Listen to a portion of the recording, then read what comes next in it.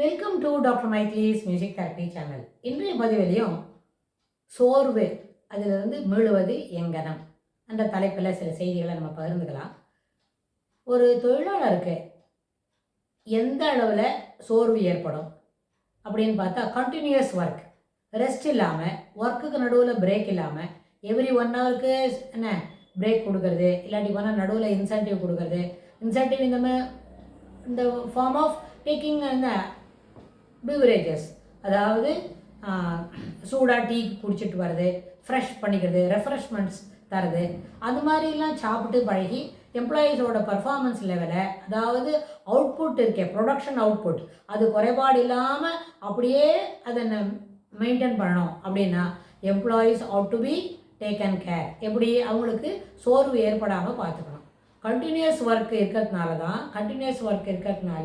Physical monotonous இருக்குது, boredom இருக்குது. அதனால என்ன ஆகும், நிச்சயமாக பர்ஃபார்மன்ஸ் லெவலில், அவுட்புட் லெவலில் குறைபாடு இருக்கும். ஸோ இந்த ஃபட்டிக், அதாவது சோர்வு என்பது ஒரு ஜென்ரல் கண்டிஷன். ஆனால் அந்த சோர்வு ஏற்படுறதுனால சில நேரத்தில் ஆர்கன்ஸ் பாதிக்கப்படும். சில நேரத்தில் நின்றுக்கிட்டே வேலை செய்தால் அவங்களோட காஃப் மசில் இருக்கே, அது ரொம்ப டைட்டனாக ஆகிடும். அது ஃப்ளெக்சிபிலிட்டி ஆகிறதுக்கு தேர் கோ ஃபார் என்ன ரிலாக்ஸேஷனுக்கு போகணும். அதுக்கப்புறம் தொடர்ந்து வேலை செய்கிறதுனால அவங்களோட there will be changes in body chemical சேஞ்சஸ்லேயும் சைக்கலாஜிக்கல் சேஞ்சஸும் இருக்கும். இப்படி இந்த ஒரு சைக்கலாஜிக்கல் ஆஸ்பெக்ட்ஸில் சேஞ்சஸ் இருக்குது அப்படின்னு சொன்னால் அது அவங்களோட பிஹேவியர் லெவலில் மாறுபட்டு நிற்கும்.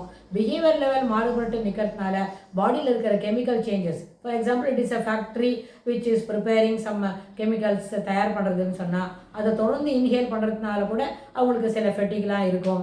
அந்த சோர்வு ஏற்படுறதுனால பர்ஃபார்மன்ஸ் லெவல் நிச்சயமாக குறைபாடு இருக்கும். அப்புறம் குவாலிட்டி ஆஃப் ஒர்க்கு,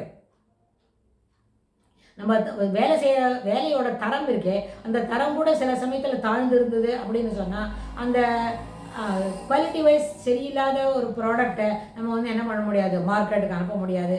ஸோ அதனால் எம்ப்ளாயி வெல்ஃபேர் அப்படின்றதுக்கு 100% இம்பார்ட்டன்ஸ் கொடுத்தா அந்த கம்பெனிலேருந்து வரக்கூடிய ப்ராடக்ட்ஸு எல்லாமே சிறப்பாக இருக்கும்.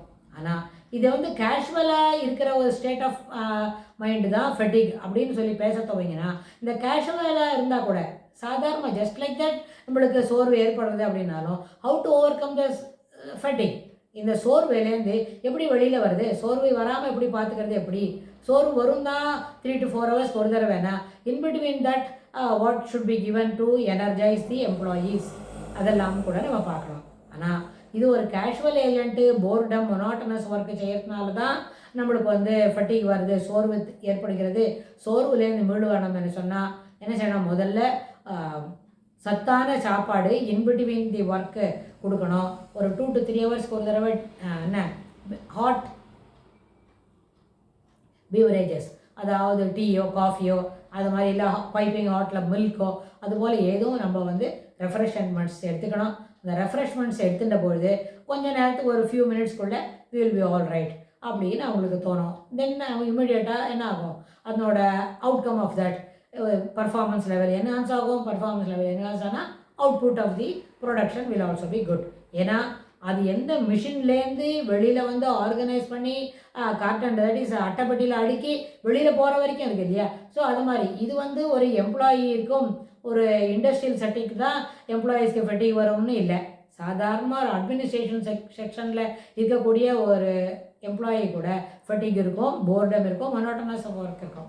ஸோ இது எல்லாமே இந்த சோர்வு என்கிற வார்த்தையிலேருந்து நம்மளுடைய தொழிலாளர்களை வெளியில் கூட்டிகிட்டு வரணும் அப்படின்னா what are all the things had to be taken care of அப்படின்றத நம்ம பார்க்கணும்.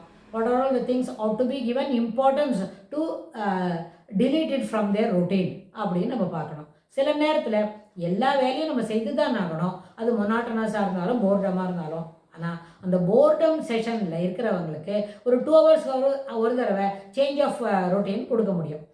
ஒருத்தர் ஒரு ஏதோ வேலை செய்கிறாங்க, அது ரொம்ப போர்டமாக இருக்கும்னு மேனேஜ்மெண்ட்டுக்கு தெரியும் அப்படின்னு சொன்னால் அந்த 2 hours ஒரு தடவை அவங்களுக்கு அந்த செக்ஷனை மாற்றி கொடுக்கலாம். அப்போ அதனால என்ன ஆகும், அவுட்புட் வேகமாக நடக்கும். அப்புறம் அந்த organising ability to do the work அதுவும் எல்லா எம்ப்ளாயீஸ்க்கும் கிடைக்கும். So these are all the points to remember when will have to overcome the ஃபெட்டிக்.